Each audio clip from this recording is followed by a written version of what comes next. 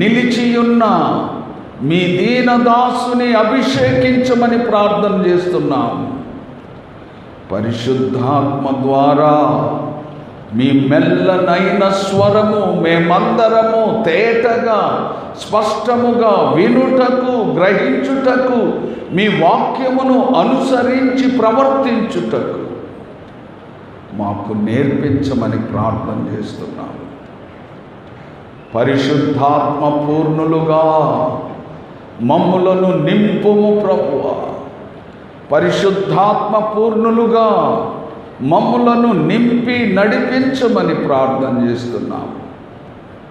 ఈ లోక సంబంధమైన అనేక సమస్యలతో సొమ్మసిల్లిపోయిన మా ప్రాణాత్మలను నిర్మలమైన మీ వాక్కు ద్వారా తెప్పరిల్ల చేయమని ప్రార్థిస్తున్నాం.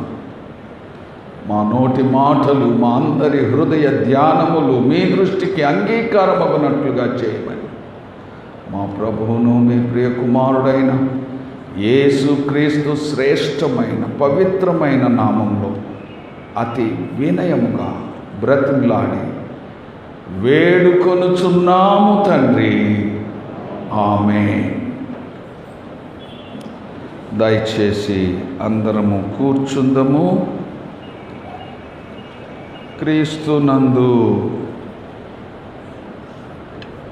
ప్రియమైన దేవుని సంఘమా, దేవుని ప్రజలారా,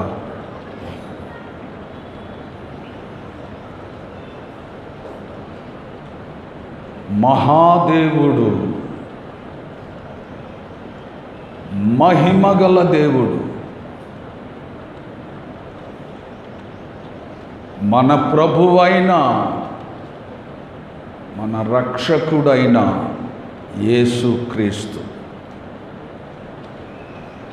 యేసుక్రీస్తు నామమునకు అనంత మహిమ, అనంత ఘనత, ప్రభావములు కలుగునుగాక. ఈ పరిశుద్ధ దినం ఫిబ్రవరి మాసం 2వ ఆదివారం దేవుని పరిశుద్ధ మందిరంలో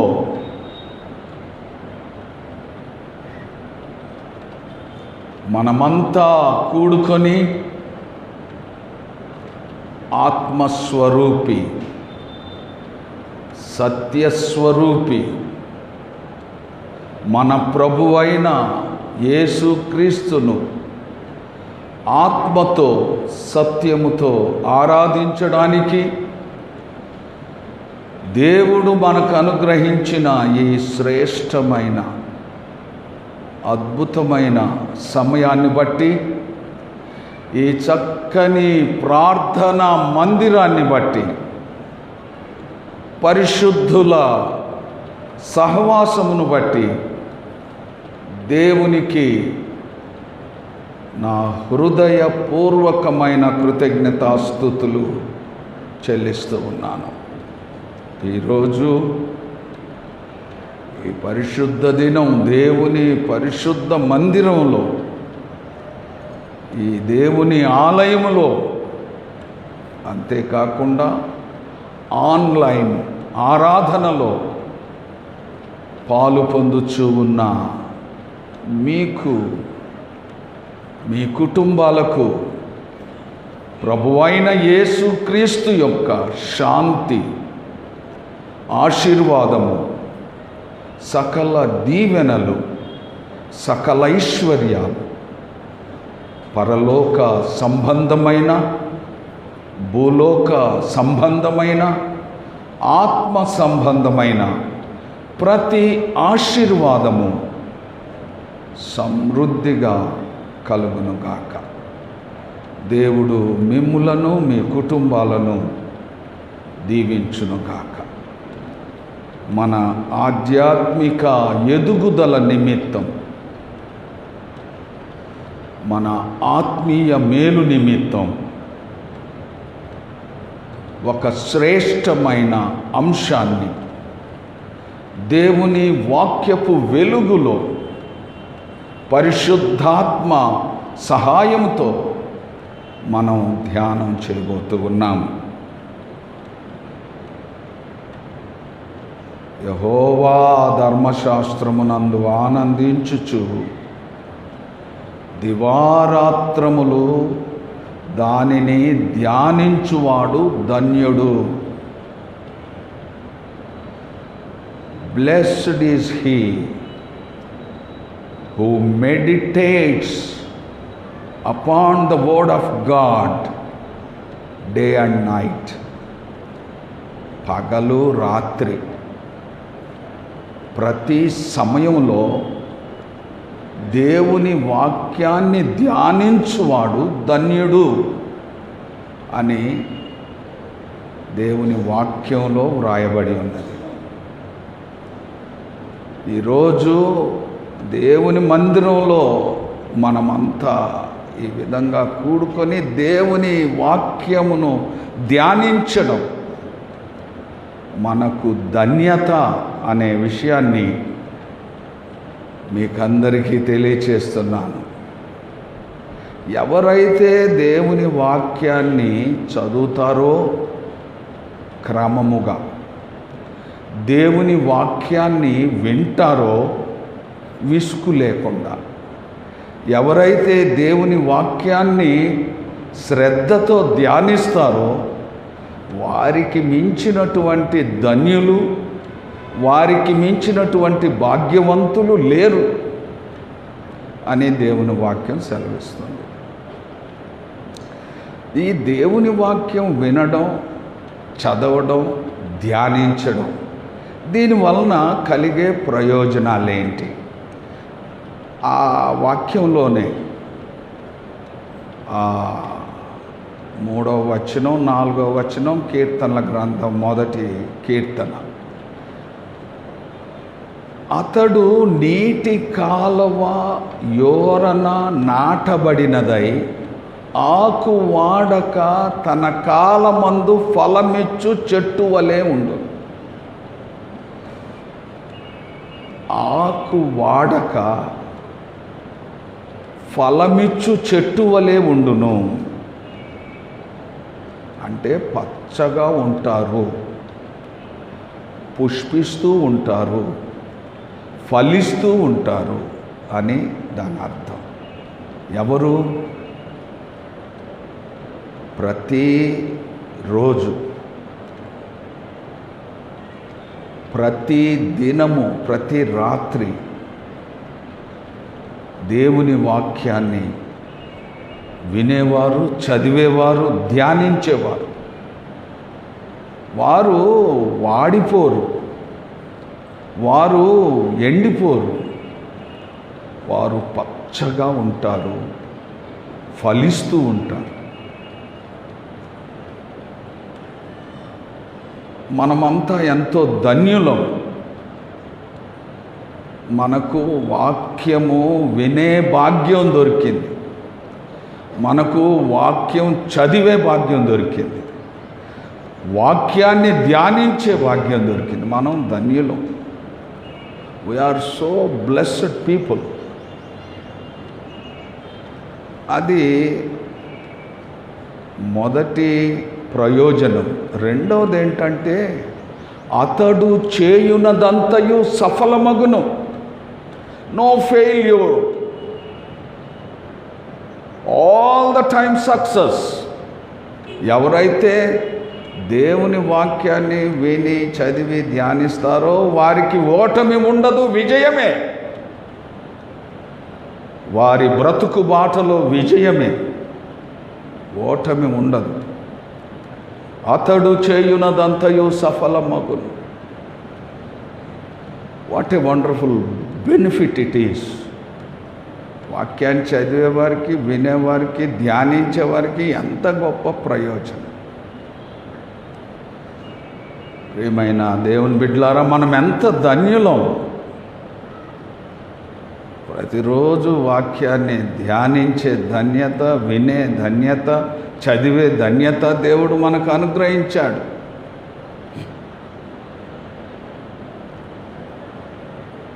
మన మేలు కొరకు, ఆత్మీయ మేలు కొరకు ఒక శ్రేష్టమైన అంశాన్ని మనం ధ్యానం చేస్తున్నాం.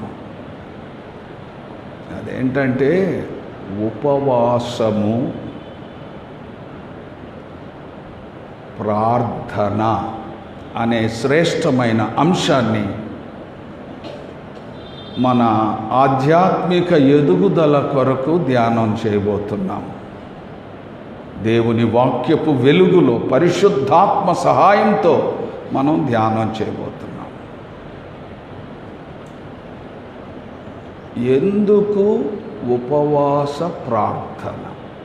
Why fasting and prayer? క్రైస్తవ భక్తి జీవితంలో, ఆత్మీయ జీవితంలో ప్రార్థన చాలా ప్రాముఖ్యమైనటువంటిది. ప్రార్థన చాలా ప్రాముఖ్యమైనటువంటిది. నేను ఎప్పుడు చెప్తుంటాను, ప్రార్థించే క్రైస్తవుడు, ప్రార్థించని క్రైస్తవుడు. క్రైస్తవులు ఉన్నారు, మనమందరం క్రైస్తవులమే. మనలో ప్రార్థించే క్రైస్తవులు ఎంతమంది? ప్రార్థించని క్రైస్తవులు ఎంతమంది? ప్రియమైన దేవుని బిడ్డలారా, ప్రార్థించే క్రైస్తవులు బ్రతికి ఉన్న క్రైస్తవులు. ప్రార్థించని క్రైస్తవులు చచ్చిన క్రైస్తవులు. నేను ఎప్పుడు చెప్తున్నా,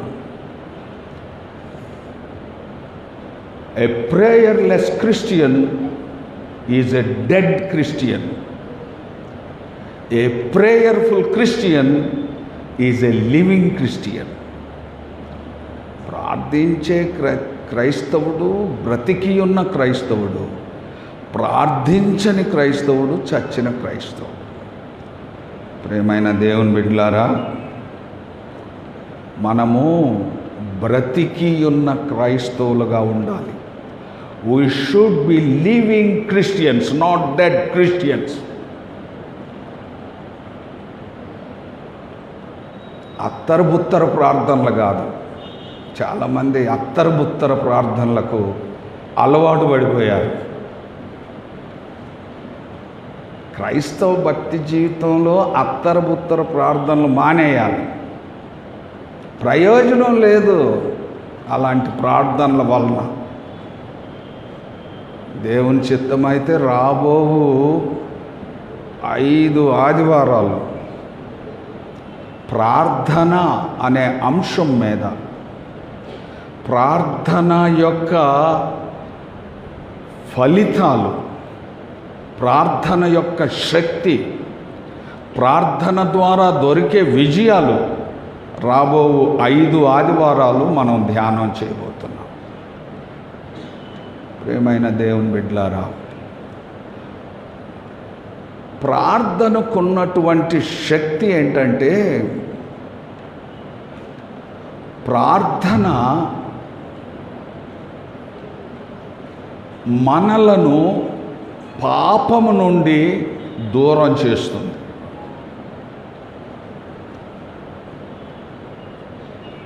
ప్రార్థన మనలను పాపం నుండి దూరం చేస్తుంది. ప్రార్థన మనలో పరిశుద్ధతను తీసుకొస్తుంది. కనుక ప్రార్థన చాలా అవసరం. ప్రతి క్రైస్తవుడు ప్రార్థించే క్రైస్తవుడుగా ఉండాలి. అంటే బ్రతికిన క్రైస్తవుడుగా ఉండాలి, చచ్చిన క్రైస్తవుడుగా, క్రైస్తవురాలుగా ఉండకూడదు. ఇప్పుడు ఉపవాస ప్రార్థన, ప్రార్థనకు, ఉపవాస ప్రార్థనకు ఏంటి డిఫరెన్స్? ప్రార్థనకు శక్తి ఉన్నప్పుడు మరి ఉపవాస ప్రార్థన అనేది ఏంటి? ప్రియమైన దేవుని బిడ్డలారా, ఉపవాస ప్రార్థనకున్నటువంటి మొదటి శక్తి ఏంటంటే దేవుని శక్తిని కిందకు దించేటువంటి శక్తి. Fasting prayer brings the power into action. దేవుని శక్తిని ఆ క్రిందకు దించేటువంటి క్రియారూపం దాల్చేటువంటి శక్తి ఉపవాస ప్రార్థనకు ఉంది. ప్రభు అంటాడు, మేమెందుకు మీరు చేసినట్టుగా అద్భుతాలు చేయలేకపోతున్నాం అని శిష్యులు ప్రభువుని అడిగినప్పుడు, మీరు నాకంటే గొప్ప కార్యాలు చేస్తారు, నేను చేసిన కార్యాలు కాదు, నాకంటే గొప్ప కార్యాలు చేస్తారు. అది ఎప్పుడు సాధ్యమవుతుందంటే ఉపవాస ప్రార్థన వలనే సాధ్యం. కనుక దేవుని శక్తి క్రిందికి దిగి అది క్రియ జరిగించాలంటే ఉపవాస ప్రార్థన అవసరం. కొన్ని సమస్యలు మనం ఎంత ప్రార్థించినా జవాబు దొరకదు. అలాంటప్పుడు మనకు క్లిష్టమైన సమస్యలు వచ్చినప్పుడు ఆ సమస్యల కొరకు ఎంత ప్రార్థన చేసినా ఫలితం రానప్పుడు సెకండరీ స్టెప్ ఉపవాస ప్రార్థన. కనుక ఉపవాస ప్రార్థన అనేది it brings the power into action. దేవుని శక్తిని క్రియలోకి తీసుకొస్తుంది. రెండవది ఏంటంటే, ఈ ఉపవాస ప్రార్థనకున్న ఇంకొక శక్తి ఏంటంటే it makes impossibilities into possibility. అసాధ్యములను సుసాధ్యము చేయడం ఉపవాసానికి ఉండేటువంటి మరో శక్తి. ఏంటంటే ఏదైతే నువ్వు అసాధ్యం అనుకుంటున్నావో దాన్ని సాధ్యపరిచేటువంటి శక్తి. అది ఉపవాసకు ప్రార్థనకున్నటువంటి శక్తి. ప్రార్థన శక్తి, ఉపవాస ప్రార్థన శక్తి. క్రైస్తవ భక్తి జీవితంలో ఈ ఉపవాసము ప్రార్థన చాలా ప్రాముఖ్యమైనటువంటివిగా భావించాలని ఈ సమయంలో మీకు తెలియచేస్తున్నాను. షూషను కోట చాలా పెద్ద సామ్రాజ్యం. షూషను సామ్రాజ్యం. ఆ కోటలో అనేక జాతుల వారు ఉన్నారు, యూదులు కూడా ఉన్నారు. యూదులంటే సృష్టికర్త అయిన దేవుణ్ణి సేవించేవారు ఉన్నారు. దేవుడు ఏర్పాటు చేసుకున్న జనాంగం ఉన్నారు. ఆ కోటలో ఒక శాసనం బయటికి వెళ్ళింది. రాజు ఒక శాసనం చేశాడు, ఈ షూషను కోటలో ఉన్నటువంటి ఈ సామ్రాజ్యంలో ఉన్నటువంటి యూదులందరినీ చంపేయాలి.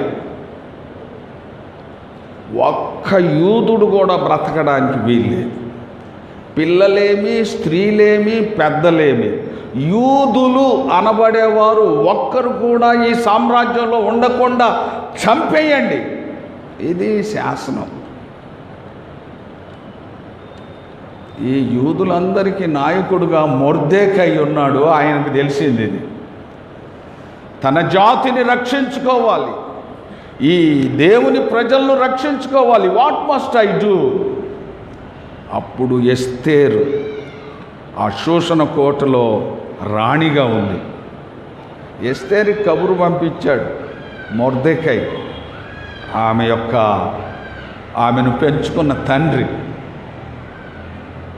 పంపితే, అది చిన్న విషయం కాదు. రాజు శాసనాన్ని కొట్టివేయడం అనేది చిన్న విషయం కాదు.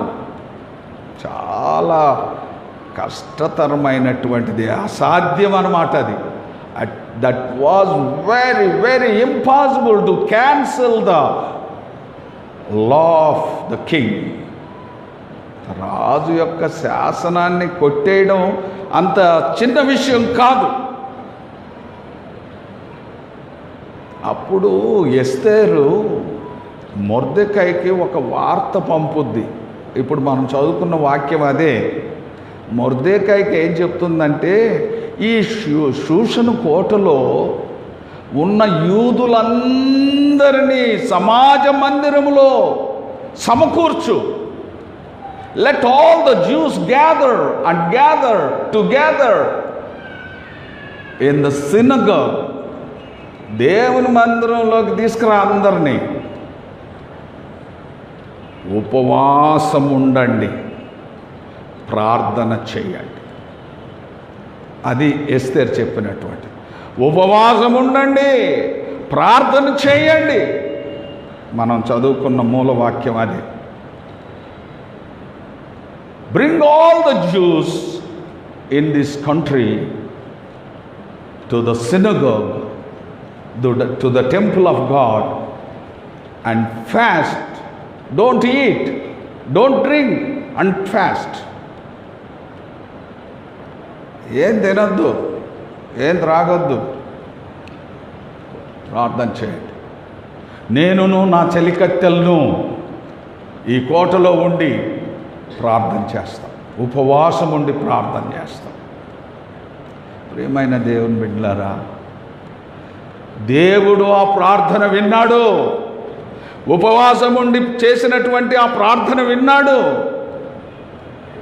ఆ ప్రార్థనను అంగీకరించాడు. ఆ ప్రార్థనకు జవాబిచ్చాడు. ఏది అసాధ్యమో అది సాధ్యమయ్యింది. What is impossible, it made possible. ఎవ్వరికి అది అర్థం కాదు. దేవుడికి అసాధ్యమైంది ఏది లేదు. మనుషులకు ఏది అసాధ్యమో దేవునికి అది సాధ్యము. అది ఎలా సాధ్యమైందంటే ఉపవాస ప్రార్థన వల్ల. ప్రియమైనటువంటి దేవుని బిడ్డలారా, రేపు బుధవారం నుండి శ్రమల దినాలు ప్రారంభం. ఉపవాస వ్రత దినాలు ప్రారంభం. 17వ తారీఖు బుధవారం, సోమ మంగళ బుధ. బుధవారం నుండి ఉపవాస ప్రార్థనలు ప్రారంభమవుతున్నాయి. ప్రపంచమంతా సార్వత్రిక సంఘాలు ఏ మిషన్ భేదం లేకుండా, డినామినేషన్ భేదం లేకుండా, ఏ ప్రాంత భేదం లేకుండా ప్రపంచమంతా ఈ లెంట్ డేస్ జరిపించుకుంటున్నారు. 17వ తారీఖు బుధవారం ప్రారంభమైతే ఏప్రిల్ మాసం 4వ తారీఖు ఈస్టర్ పండుగ వరకు సమాప్తమవుతాయి. ప్రియమైనటువంటి దేవుని బిడ్డలారా, ఆ రోజు వరకు అది 45 రోజులు వస్తాయి. చాలామంది అనుకుంటారు 40 దినాలే కదా ఉపవాస దినాలు, మరి ఈస్టర్ వరకు పోతే అది 45 రోజులు అయితే శనివారానికి ఆదివారం ఉపవాసం వదిలేస్తాం. కొందరు శుక్రవారమే వదిలేస్తారు. మరి 45 రోజులు ఎలా లెక్క కట్టారు? 40 రోజుల ఉపవాసం, ఇది 45 రోజులు వస్తుంది. ఎలా లెక్క కట్టారు అని అంటే, అది లెక్క కట్టడానికి ఆదివారాలు తీసేసి మధ్యలో 5 ఆదివారాలు వస్తాయి ఈస్టర్ వరకు. రేపు భస్మ బుధవారం నుండి ఈస్టర్ వరకు మధ్యలో ఒక 6 ఆదివారాలు వస్తాయి. ఈస్టర్ ఆదివారం 7వ ఆదివారం. ఈస్టర్ కంటే ముందు ఆదివారం మట్టల ఆదివారం. మట్టల ఆదివారం వరకు 40 రోజులు. కనుక ఈ మధ్యలో ఉన్న 5 ఆదివారాలు తీసేస్తే 40 సంఖ్య వస్తుంది. కొందరు అలా పాటిస్తారు. కొందరేమో మట్టలాదివారం వరకు 40 రోజులు ఉపవాస దినాలు, ఆ తర్వాత అతి కఠినమైన ఉపవాసాలు, పరిశుద్ధ వారం 6 రోజులు, ఇంకొంచెం పరిశుద్ధ వారం. ఈ విధంగా ఈ లెంట్ డేస్ జరిపిస్తూ ఉంటారు. ప్రియమైనటువంటి దేవుని బిడ్డలారా, ఇది మీ ఇష్టంతో చేసేటువంటిది, కష్టంతో చేసేటువంటిది కాదు. ఈ లెంట్ అనేది, ఈ శ్రమల దినాలను అనుసరించడం అనేది అది ఇష్టంతో చేసే పని కానీ కష్టంతో చేసే పని కాదు. ఇది ఆచారం కాదు, ఒక ఆత్మీయ అనుభవంగా భావించాలని నేను మీకు తెలియచేస్తున్నాను. ఇప్పుడు మీకు ఇష్టం లేదు ఉపవాసం ఉండడం, ఏమో భయపడకండి. ఉపవాసం ఉండలేము, ఏం భయపడకండి. ఉపవాసం ఉండగలిగితే తప్పకుండా ఉపవాసం ఉండండి. మేము చేయలేము అంటే, మాకు కష్టం అంటే మానేయండి. ప్రియమైన దేవుని బిడ్డలారా, దీంట్లో వాదం లేదు, వివాదం లేదు. ఏం వాదాలు పెట్టుకోకండి, వివాదాలు పెట్టుకోండి. అసలు ఏంటిది, ఎందుకు చెయ్యాలి, ఇదంతా ఎందుకు మనకు? మామూలుగా రోజు ప్రతి నెల గడిచినట్టే ఈ నెలలు కూడా గడిస్తే బాగుండు కదా అని అనుకోవచ్చు. ప్రియమైన దేవుని బిడ్డలారా, మరలా చెప్తున్నాను, ఈ లెంట్ డేస్, ఈ ఉపవాస వ్రత దినాలు, ఈ బుధవారం నుంచి నడిచేటువంటి శ్రమల దినాలు ఆచారం కాదు. చెప్పండి, ఆచారం కాదు, ఆత్మీయ అనుభవం. ఇవి ఆచారంగా చేసే కాదు, ఆత్మలో మనము ఒక క్రొత్త నూతన అనుభవాన్ని పొందడం అంతే. ఆచారంగా అయితే అసలు చెయ్యొద్దు. ఆచారం, ఇది ఒక ఆచారం అని చెయ్యొద్దు. ఇది ఒక ఆత్మీయ అనుభవం అని మీకు అనిపిస్తే చెయ్యండి. అంతేకాకుండా ఇది ఇష్టంతో చేయండి. కష్టం అనిపిస్తే చేయకండి. ఇష్టం ఉంటే చేయండి, కష్టం అనిపిస్తే చెయ్యద్దు. ఇది ఇష్టంతో, సమర్పణతో చేసేటువంటి ఇది. చాలామంది అంటూ ఉంటారు, ఎందుకు ఈ ఉపవాసాలు ఏంటి, ఇవన్నీ ఏంటి అని అంటూ ఉంటారు. ఎవరేమన్నా అనుకోనియండి, అది దాన్ని పట్టించుకోకండి. ఇది ఒక స్పిరిచువల్ ఎక్సర్సైజ్, ఆత్మీయ అనుభవం. కనుక ఉపవాసం ఉండడం తప్పులేదు. ఉండగలిగినప్పుడు ఉండండి, ఉండలేనప్పుడు మానుకోండి. కొన్ని రోజులు ఉపవాసం ఉండి చేయలేమండి అని మానుకుంటే మానుకోండి, నో ప్రాబ్లం ఎట్ ఆల్. ఇంకొక విషయం, చాలా సిన్సియర్గా నేను చెప్తున్నాను, మరలా ఇవన్నీ నాతోటి ఫోన్లు చేసి అడగకండి. చాలామంది ఉపవాస దినాల్లో చాలా డౌట్స్ వ్యక్తం చేస్తూ ఉంటారు. దేవుని బిడ్డలారా, ఇది ఎవరి కోసమో చేసేది కాదు, ఇది మన ఆత్మీయ మేలు కోసం చేసేది. ఆ విషయాన్ని మనసులో పెట్టుకోండి. ఇది ఎవరి కోసమో చేసేటువంటిది కాదు, మనం ఆత్మీయంగా ఎదగడం కోసం చేసేటువంటి కార్యక్రమం. కనుక ఈ విషయాల్లో ఎవరితో వాదం పెట్టుకోవద్దు, వివాదం పెట్టుకోవద్దు. ఇష్టంతో చేయండి, కష్టమైతే మానండి. ఆచారంగా చేయొద్దు. ఇది ఒక ఆత్మీయ అనుభవంగా మీరు అనుసరించాలని ప్రభు పేరట మీకు అందరికీ తెలియచేస్తూ ఉన్నాను. ఇప్పటి వరకు 44 సంవత్సరాలు 44 years నేను ఒక్క సంవత్సరం కూడా మానకుండా ఈ ఉపవాస వ్రత దినాలను పాటించాను. 44 years. దేవుడు నాకు శక్తినిచ్చాడు, సంతోషాన్ని ఇచ్చాడు, ఇష్టం ఇచ్చాడు, ఆధ్యాత్మిక అనుభవం ఇచ్చాడు. కనుక 44 సంవత్సరాలు ఈ వ్రత దీక్షలో నేను పాల్పొందాను. ఒకవేళ ఈ సంవత్సరం చేయగలిగితే 45వ సంవత్సరం అవుతుంది.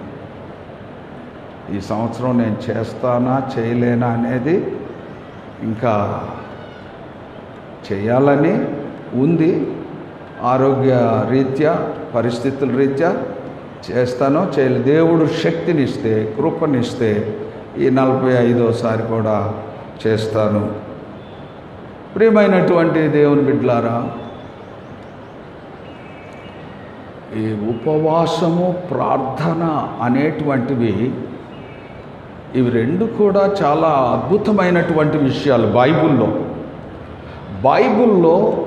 543 సార్లు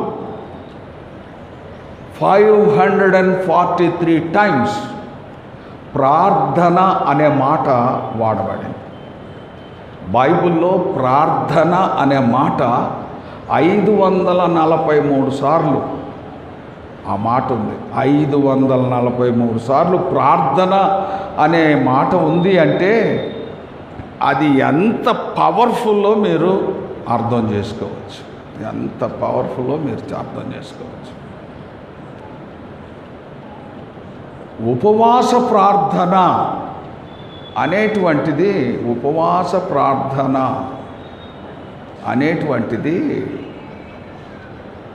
146 సార్లు వ్రాయబడింది బైబిల్. ఉపవాస ప్రార్థన అనేది 146 సార్లు వాడబడింది.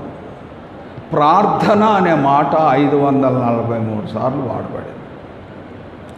ప్రియమైనటువంటి దేవుని బిడ్డలారా, ప్రార్థన యొక్క ప్రాముఖ్యత, ఉపవాస ప్రార్థన యొక్క ప్రాముఖ్యత ప్రతి ఒక్కరూ గ్రహించాలని ప్రేమతో మీకు మనవి చేస్తున్నాను. ఉపవాసం ఉన్నా లేకున్నా, whether you fast are not, మరలా చెప్తున్నాను, మీరు ఉపవాసం ఉన్నా లేకున్నా, whether you fast are not, but continue in prayer. ప్రార్థనలో ఉండండి చాలు. ప్రార్థనలో ఉండండి చాలు. ఉపవాసం ఉన్నా లేకున్నా ప్రార్థన మానవద్దు. ప్రే రెగ్యులర్లీ, ప్రే కాన్స్టెంట్లీ. ఖచ్చితంగా ఈ శ్రమల దినాల్లో ఉపవాసం ఉన్నా లేకున్నా ఏం బాధపడద్దు. మీరు ఉపవాసం ఉండండి, లేకపోకండి. ప్రార్థన మానవద్దు. ప్రార్థన కొనసాగించండి. ప్రతి ఉదయం, ప్రతి మధ్యాహ్నం, ప్రతి రాత్రి మీకు సమయం ఉన్నప్పుడల్లా ప్రతి సమయాన్ని ప్రార్థనకు కేటాయించండి. ప్రియమైనటువంటి దేవుని బిడ్డలారా, ప్రార్థనే ప్రాముఖ్యం. కడుపు కాల్చుకోవడం కాదు ఉపవాసం. కడుపు కాల్చుకొని ప్రార్థన చేయకుండా ఉంటే ఆ ఉపవాసానికి అర్థం లేదు. కడుపు కాల్చుకొని చాలామంది ఉపవాసం ఉంటారు. అయ్యగారు పొద్దున్నే స్నానం చేసి ముఖం కడుక్కొని ఒక గ్లాసుడో చెంబుడో పాలు తాగొచ్చా? తాగు.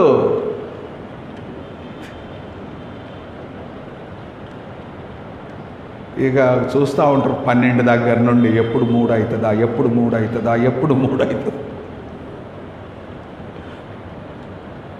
అలాంటి ఉపవాసాలు ఏం అవసరం లేదు. నీ కడుపు కాలుతూ ఉంటే ప్రార్థన చేయకుండా 3 ఎప్పుడు అవుతుందా అని చూడకండి. ఈ లెంట్ డేస్లో ప్రార్థనే ప్రాముఖ్యం. ప్రార్థన మరవద్దు, ప్రార్థన ఆపవద్దు. ముసలమ్మ ముచ్చట్లు మానుకొని వాళ్ళని గురించి వీళ్ళని గురించి ఉత్తుత్తి మాట్లాడుకోకుండా ఎప్పుడు ఏమేమో మాటలు మాట్లాడుతుంటారు. చాలా వింటుంటే అసభ్యకరంగా ఉంటుంది. అప్పుడప్పుడు ఇక్కడ లెక్కలు, సందా లెక్కలు పెట్టే కాడ కూడా మాట్లాడుతుంటారు. ఎందుకు అనవసరం? బయట ముచ్చట్లు ఎందుకండి? ఈ సందాలు లెక్క పెట్టే దగ్గర వాళ్ళని గురించి వీళ్ళని గురించి మాట్లాడి వద్దు, మానేయాలి అవి. ఈ ఉపవాస వ్రత దినాల్లో ముసలమ్మ ముచ్చట్లు మానండి. సమయం దొరికితే ప్రార్థించండి. ప్రార్థిస్తే నీకు బలం వస్తుంది, దేవుని శక్తితో నింపబడతావు, నీకున్నటువంటి సమస్యలన్నీ తొలగిపోతావు, విజయపదంలో నడుస్తావు. కనుక ప్రార్థన చేసుకోండి. సమయం దొరికితే ప్రార్థన చేసుకోండి. మీరు ఇద్దరు ముగ్గురు ఒక చోట కూడినప్పుడు ముసలమ్మ ముచ్చట్లు పెట్టకుండా ప్రార్థన గురించి, దేవుని వాక్యాన్ని గురించి మాట్లాడుకోండి. అది ఎంతో ఆశీర్వాదం. ఆత్మీయంగా ఎదగడానికి ఎంతో ఆశీర్వాదం. ఉట్టిట్టి ముచ్చట్లు ఈనాడు సంఘాలను పాడు చేసేది ఈ ఉచ్చుట్టి ముచ్చట్లే. సాతానుగాడు దూరిపోతాడు. ఆ రోజు ఉండేదే కదా వాక్యం, కొంతసేపు మనం సరదాగా మాట్లాడుకుందాం, నవ్వుకుందాం. సాతానుగాడు పెట్టి పుల్ల. ప్రియమైనటువంటి దేవుని బిడ్డలారా, అసాధ్యాలను సుసాధ్యం చేసేటువంటిది ప్రార్థన, ఉపవాస ప్రార్థన. ఈ 40 దినాలు ప్రార్థన అనేది, 40 అనేటువంటి పదం బైబిల్లో చాలాసార్లు వ్రాయబడింది. పాత నిబంధనలో, క్రొత్త నిబంధనలో. నోవాహు దినముల్లో 40 రాత్రులు 40 పగళ్ళు కుండపోత వర్షం దేవుడు కురిపించాడు. 40 దినాలు 40 రాత్రులు. ఆ వర్షం ఆగిపోయిన తర్వాత ఆ నీళ్ళన్నీ ఆరిపోవడానికి 40 దినాలు పట్టింది. ఈ విధంగా 40 40 40 అనే పదం బైబిల్లో అది ఒక పవిత్రమైన సంఖ్య, 40 డేస్. అందుకని 40 అనేది కంటిన్యూ అవుతుంది. 40 దినాలు ఉపవాసం ఉన్నటువంటి వారు 4 వ్యక్తులు. మొదటి వ్యక్తి మోషే. ఆయన 2 సార్లు ఉపవాసం ఉన్నాడు. 40 రోజుల ఉపవాసాలు 2 సార్లు ఉన్నాడు మోషే. ఒక ఉద్దేశం, దేవుని సంకల్పం నెరవేరడం కోసం ఉపవాసం ఉన్నాడు. ప్రియమైన దేవుని బిడ్డలారా, ఆ తర్వాత ఏలియా అగ్నిని కురిపించాడు, అగ్ని ప్రవక్త. ఆయన 40 దినాలు ఉపవాసం ఉన్నాడు. తర్వాత యెహోషువ 40 దినాలు ఉపవాసం ఉన్నాడు. తర్వాత యేసు ప్రభు 40 దినాలు ఉపవాసం ఉన్నాడు. 40 దినాలు ఉపవాసం ఉన్నటువంటి వారు వీళ్ళు 4, మోషే 2 సార్లు. అంటే ఈ 40 అనే మాటకు ప్రాముఖ్యత ఉంది. ఇశ్రాయేలీయులు 40 సంవత్సరాలు అరణ్యయాత్రలో వారు నడిచారు. ఈ 40 అనేది చాలా ప్రాముఖ్యమైనటువంటిదిగా బైబిల్లో చూస్తున్నాం. అందుకనే 40 దినాలు శ్రమల దినాలు, ఈ ఉపవాస వ్రత దినాలు 40 దినాలు. ప్రియమైనటువంటి దేవుని బిడ్డలారా, ఎందుకు ఉపవాస ప్రార్థన చేయాలి? ఈరోజు ఒక 2 చూద్దాం. ఇంకా చాలా చూడబోతున్నాం.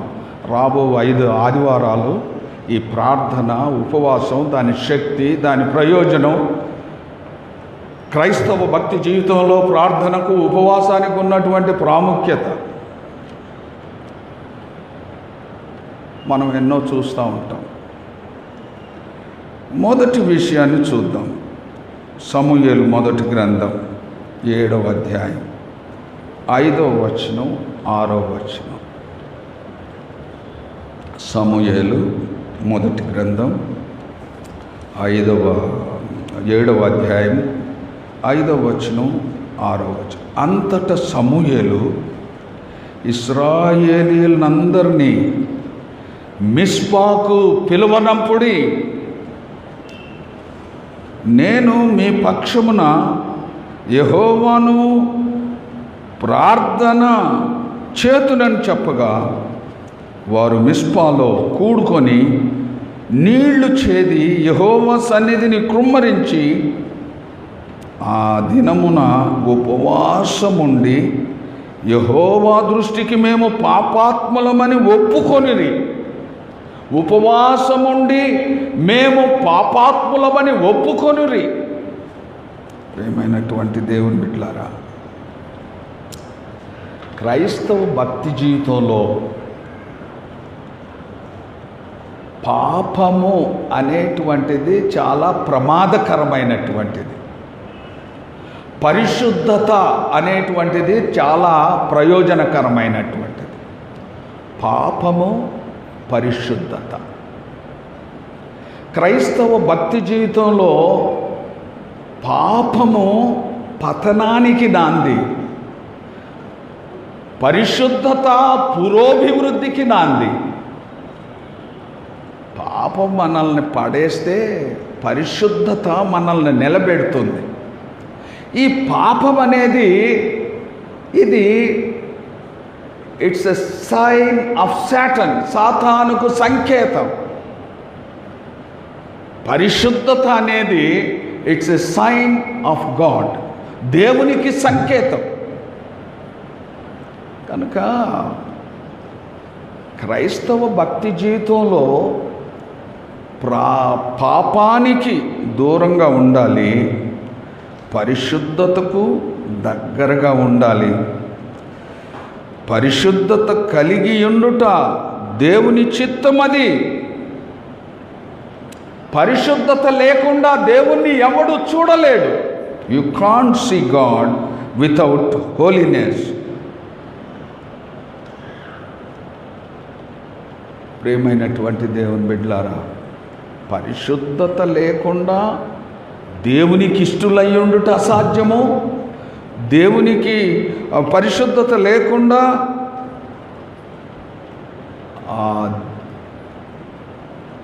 ఎవడును దేవుణ్ణి చూడలేడు. పరిశుద్ధత కలిగి ఉండుట దేవుని చిత్తం. తెస్సలోనికైలకు రాసిన పత్రికలో ఆ పౌలు గారు అంటారు, మీరు జారత్వమునకు దూరంగా పారిపోడి పరిశుద్ధత కలిగి ఉండండి. జారత్వానికి దూరంగా పారిపోండి. Run away from sin. పాపమునకు, జారత్వమునకు దూరంగా ఉండండి. ప్రియమైనటువంటి దేవుని బిడ్డలారా, ఇశ్రాయేలీలు అంటే దేవుని ప్రజలు, దేవుడు ఏర్పరచుకున్న జనాంగం. వీళ్ళకి ఎప్పుడు దారి తప్పడం అలవాటు, మాట తప్పడం అలవాటు, దారి తప్పి తిరిగేటువంటి వారు. వీళ్ళకి ఏమని పేరు పెట్టారంటే మెడవంచని జనాంగం, స్టిఫ్ నెక్డ్ పీపుల్. మెడవంచని జనాంగం, ఎప్పుడు దేవునికి విరోధంగా, అప్పుడే దేవునికి దగ్గరగా ఉంటారు, అప్పుడే దేవునికి దూరంగా వెళ్తూ ఉంటారు. వీళ్ళ నైజం, నేచర్ ఆఫ్ ఇజ్రాయెలైట్స్. ప్రియమైనటువంటి దేవుని బిడ్డలారా, అందుకే సమూయేలు అంటాడు, ఈ ఇజ్రాయేలులారా మీరందరూ మిస్పాకు రండి, మిస్పాకు రండి, మీరంతా మిస్పా అనే స్థలంలో మీరు కూడుకోండి, నేను మీ కొరకు ప్రార్థన చేస్తాను. అక్కడ కూడుకున్నప్పుడు ఇశ్రాయేలీలందరూ కూడా మేము పాపాత్ములమని ఒప్పుకున్నారు అని దేవుని వాక్యంలో మనం చూస్తున్నాం. ప్రియమైనటువంటి దేవుని బిడ్డలారా, యోహాను మొదటి పత్రికలో 1వ అధ్యాయం 9వ వచనంలో అక్కడ చాలా స్పష్టంగా వ్రాయబడినటువంటి విషయం, యేసు రక్తము మనలను సమస్త దుర్నీతి నుండి పవిత్రులుగా చేస్తుంది, ప్రతి విధమైన పాపము నుండి మనల్ని పవిత్రులుగా చేస్తుంది. The blood of Jesus Christ cleanses all our sins and the blood of Jesus Christ makes us holy. మనల్ని పరిశుద్ధులుగా చేస్తుంది. It cleanse and makes holy. The blood of Jesus Christ cleanse us from all sin and makes us holy. మన పాపాలంతా కడిగేటువంటి శక్తి యేసుక్రీస్తు రక్తానికి ఉంది. కడగడమే కాదు, మనల్ని శుద్ధులుగా చేసి పవిత్రులుగా చేసి నిలబెట్టేటువంటి ప్రేమైనటువంటి దేవుని బిడ్డలారా, ఈ శ్రమల దినాల్లో, ఈ ఉపవాస వ్రత దినాల్లో మనము పరిశుద్ధతలో ముందుకు సాగాలి. పాపమునకు దూరంగా ఉండాలి. ఏదైనా పాపము మనలో ఉంది అనే భావం మనలో ఉంటే, ఏదైనా భావం మనలో ఉంటే ఆ భావాన్ని తీసేయండి, ఆ భయం తీసేయండి. మనం ప్రభు దగ్గరకు వచ్చి ఆయన ఎదుట మన పాపాలు ఒప్పుకుంటే ఆయన మనల్ని క్షమించుటకు సిద్ధ మనసు కలిగినటువంటి వాడు. Hour God is ready to forgive you if you come and confess your sins before him. ఆయన యొద్దకు నువ్వు వచ్చి నీ పాపాలను ఒప్పుకుంటే ఆయన నిన్ను క్షమించుటకు సిద్ధ మనసు కలిగినటువంటి వాడు. నేను ఎప్పుడు ఆదివారం ఆ దీర్ఘ ప్రార్థనలు ముందు, పాప ఒప్పుకోలు ప్రార్థనలకు ముందు చెప్తా ఉంటాను, మనలో పాపము లేదని మనము చెప్పుకొనిన ఎడల మనలను మనమే మోసపుచ్చుకుందుము, మరియు మనలో సత్యం ఉండదు. మన పాపములు దేవుని సన్నిధిలో ఒప్పుకొని విడిచిపెట్టిన ఎడల మన ప్రభువు నమ్మదగిన వాడు, నీతిమంతుడు, మన ప్రతి పాపము నుండి మనలను పవిత్రులుగా చేయును. ప్రతి ఆదివారం ఈ పాపపు ఒప్పుకోలు ప్రార్థనకు ముందు ఈ వాక్యం చదువుతూ ఉంటాను. మనలో పాపం లేదు, నేను పరిశుద్ధుణ్ణి అని చెప్పుకోవాలంటే ఎంతో ధైర్యం కావాలి. ప్రియమైనటువంటి దేవుని బిడ్డలారా, మన ప్రభువు మన పాపములను క్షమించుటకు, మనల్ని పవిత్రులుగా చేయుటకు సిద్ధ మనసు కలిగినటువంటి వాడు. ఈ లెంట్ డేస్లో మొదటి విషయం ఏంటంటే పవిత్ర జీవితాన్ని జీవించడానికి ప్రయత్నించండి. అది మొదటి విషయం.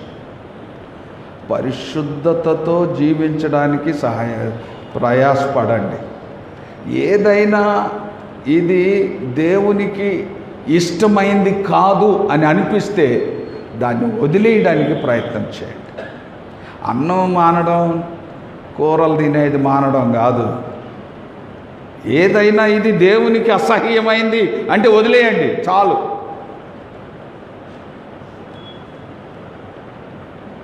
పరిశుద్ధతలో ముందుకు సాగడానికి మనం ప్రయత్నం చేయాలి. అది మొదటి విషయం. రెండవ విషయం ఏంటంటే దానియేలు గ్రంథం 9వ అధ్యాయం 3వ వచనం, 21వ వచనం, 22వ వచనం. దానియేలు గ్రంథం 9వ అధ్యాయం. అంతటా నేను గోనె పట్ట కట్టుకొని ధూళి తలపైన వేసుకొని ఉపవాసముండి ప్రార్థన విజ్ఞాపనలు చేయుటకై ప్రభువగు దేవుని ఎదుట నా మనస్సును నిబ్బరము చేసుకొంటిని. నేనీలాగు మాటలాడుచు ప్రార్థన చేయుచు ఉండగా మొదట నేను దర్శనమందు చూచిన అతి ప్రకాశమానుడైన గబ్రియేలను ఆ మనుష్యుడు సాయంత్రపు బలి అర్పించు సమయము నాకు కనబడి నన్ను ముట్టెను. అతడు నాతో మాట్లాడి ఆ సంగతి నాకు తెలియజేసి ఇట్లనియను, దానియేలు, నీకు గ్రహింప శక్తి ఇచ్చుటకు నేను వచ్చి తిని. నీకు గ్రహింప శక్తి.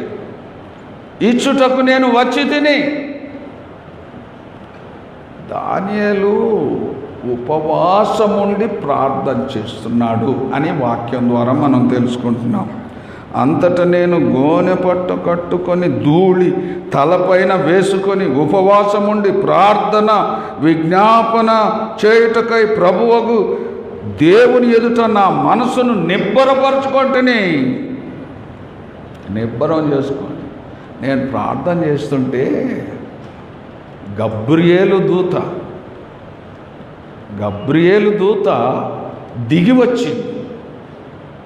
దిగివచ్చి ఆ దూత ఏమంటుందంటే, దానియేలు నీకు గ్రహింప శక్తి ఇచ్చుటకు నేను వచ్చి తిని. I came to give you the power of understanding. ఏదైనా గ్రహించగలిగే శక్తి నీకు ఇవ్వడానికి నేను దిగి వచ్చాను. ప్రేమైనటువంటి దేవుని బిడ్డలారా, ద పవర్ ఆఫ్ అండర్స్టాండింగ్. ఈ దేవుని విషయాలు అర్థం చేసుకోవడం అంత సులువైన విషయం కాదు. దేవుని వాక్యాన్ని అర్థం చేసుకోవడం అంత సులువైన విషయం కాదు. ఎన్ని పిహెచ్డీలన్నా చేయి, ఎన్ని మాస్టర్స్ డిగ్రీలన్నా నువ్వు సంపాదించుకో, దేవుని జ్ఞానం, దైవ ప్రత్యక్షత, దైవ జ్ఞానం పొందడం అంటే అది చిన్న విషయం కాదు. నీ మాస్టర్స్ డిగ్రీలన్నీ పక్కన పెట్టే, నీ పిహెచ్డీలన్నీ పక్కన పెట్టే, అవి పనికిరావు. ప్రియమైనటువంటి దేవుని బిడ్డలారా, ఆ గబ్రియేలు దూత దానియేలు దగ్గరకు వచ్చి, ఇదిగో నీకు నేను ఒక శక్తిని ఇస్తున్నాను. ఆ శక్తి ఏంటంటే it's a power of understanding, and it's a power of wisdom, and it's a power of knowledge. నేను ఇస్తున్నాను, నీకు ఏదైనా అర్థమైపోతుంది. దేవుని యొక్క మర్మములన్నీ నీకు అర్థమైపోతాయి. ప్రతిదీ నువ్వు అర్థం చేసుకోగలుగుతావు. I will give you the power of understanding, I will give you the power of knowledge, and I will give you the power of wisdom. ఎలా అంటే ఉపవాస ప్రార్థనల ద్వారా. దానియేలు ఉపవాసముండి దేవుని ఎదుట తన మనస్సును నిబ్బరపరచుకుంటే కాన్సన్ట్రేట్ చేశాడు మనసు.